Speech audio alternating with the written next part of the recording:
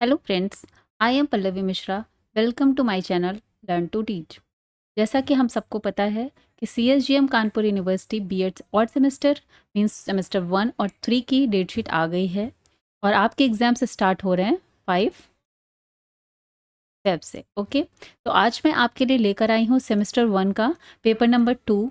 Last year का है ये 23-24, सोशोलॉजिकल पर्सपेक्टिव ऑफ एजुकेशन। ठीक है, सेमेस्टर 1 वाले पेपर पहली बार दे रहे हैं तो उनको थोड़ा सा केयरफुल रहना है। तो देखते हैं यहाँ पर ये पेपर में क्वेश्चंस कैसे आते हैं। आई होप आप लोगों की तैयारी चल रही होगी। 75 मार्क्स का ये क्वेश्चन पेपर होता है और 2 आवर्स में आपको कंप्लीट करना होता है। तो दिस मीन्स आपको किसी भी क्वेश्चन के बारे में सोचने का बहुत टाइम नहीं मिलेगा। आपको हर टॉपिक को अच्छे से पढ़ के जाना है। कम से कम एटलीस्ट 4 to 5 से 6 लाइन आपको हर टॉपिक के बारे में, उसकी डेफिनीशन वो है क्या, आपको पता होना चाहिए। चलिए देखते हैं paper. This paper consist of 3 sections A, B, C। और अगर आपने फर्स्ट पेपर नहीं देखा है तो उसको भी जाकर आप देख सकते हैं। फिलोसफिकल पर्सपेक्टिव ऑफ एजुकेशन की पेपर कैसा आता है, यहाँ से आपको पेपर का पैटर्न पता चलेगा, क्वेश्चंस कैसे पूछे जा रहे हैं उस पेपर से रिलेटेड, ये भी आपको आइडिया लगेगा। ठीक है, चलिए देखते हैं। Section A. सेक्शन ए में शॉर्ट आंसर टाइप क्वेश्चंस होते हैं। टोटल 9 क्वेश्चंस यहाँ पर होते हैं और इसमें से ऑल क्वेश्चंस कंपलसरी होते हैं। देखिए, all questions are compulsory means you have to attempt all the questions. Each carries 5 marks.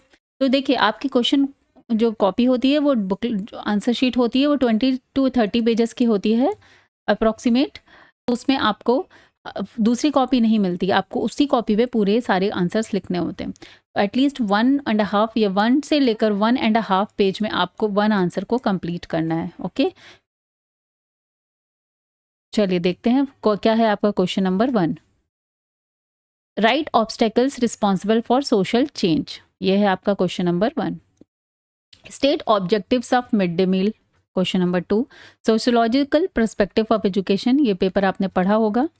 Next देखते हैं write meaning of universalisation of education.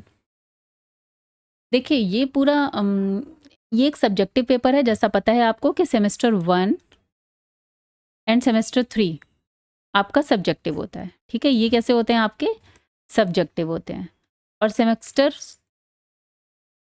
2 end semester 4 जो है वो आपका होता है ऑब्जेक्टिव। ठीक है, चलिए देखते हैं। नेक्स्ट क्वेश्चन है आपका describe and objectives of national literacy mission. ठीक है, नेक्स्ट क्वेश्चन है right the meaning and nature of sociology. बहुत इजी है, ये मेन टॉपिक्स हैं सोशोलॉजी के जहाँ से क्वेश्चंस पूछे जा रहे हैं। Explain articles related to education and in education in constitution of India. जो भी एजुकेशन से रिलेटेड आर्टिकल्स हैं उनके बारे में यहाँ बताना है हमको। नेक्स्ट क्वेश्चन है describe education as a tool of economic development. Okay, next question है हमारा describe the salient feature of Ashram Paddhati school. के बाद आता है हमारा write the characteristic of Kasturba Gandhi Balika Vidyalaya. ठीक है, तो ये सारे क्वेश्चंस टोटल हो गए आपके क्वेश्चन 9। आपने अभी तक जो भी पढ़ा हुआ है उसके अकॉर्डिंग आप इनमें से कौन से क्वेश्चंस कर पा रहे हैं, आपको आइडिया लग गया होगा। चलिए अब देखते हैं सेक्शन बी। सेक्शन बी होता है आपका लॉन्ग आंसर टाइप क्वेश्चंस।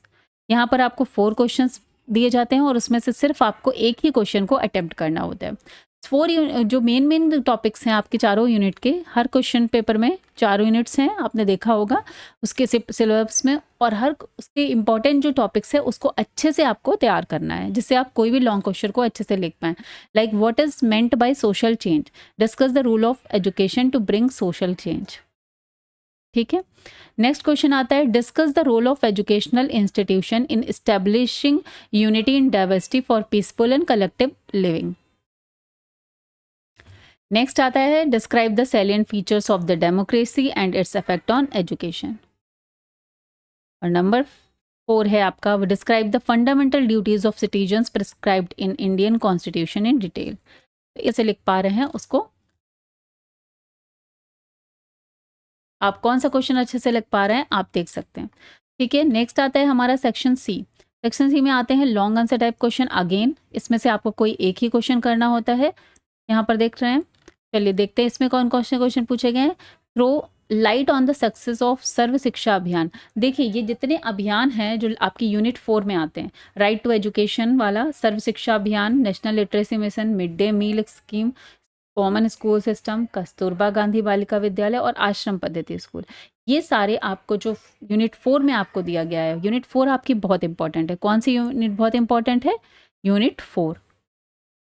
इस यूनिट को आपके जितने भी टॉपिक लिखे हैं उन टॉपिक को नेम वाइज आपको तैयार कर लेना है, ठीक है? तो ये आप जरूर पढ़ के जाएंगे। नेक्स्ट देखिए, मैंने आपको बताया ही था यूनिट 4 से आ गया है आपका RTE act 2009 in details. Next आ गया describe the common school. Common school मैंने बताया था, प्रिस्क्राइब्ड कोठारी और कमीशन। एंड द लास्ट आ जाता है आपका describe the role of teacher in linking school with society. तो देखा आपने यहाँ पर कि किस तरीके से यूनिट 4 बहुत इंपॉर्टेंट हो जाती है आपके लिए। इसके अलावा आप कॉन्स्टिट्यूशन ऑफ इंडिया, प्रियम्बल, ये सब भी बहुत पढ़ना है। यूनिट 2 एंड यूनिट 4 आपकी बहुत इंपॉर्टेंट है, उससे क्वेश्चंस बनते ही बनते हैं। एंड अदर जो टॉपिक्स हैं उसमें भी आपको मिनिमम 4 to 5 लाइन्स पढ़कर ही जानी है कि ऐसा कोई भी क्वेश्चन आ जाता है, जो क्वेश्चन यहाँ पर आपके आते हैं सेक्शन ए में, ठीक है? टोटल 9 क्वेश्चंस हैं जिनमें कुछ भी ऑप्शन नहीं होता है, तो आप उन क्वेश्चंस को अटेम्प्ट कर पाएँ। चलिए मिलते हैं नेक्स्ट वीडियो में कुछ इंपॉर्टेंट क्वेश्चंस के साथ। इस टॉपिक के मैं करवाऊंगी, लेकिन मेरा कंटेंट रहेगा इंग्लिश में, ओके?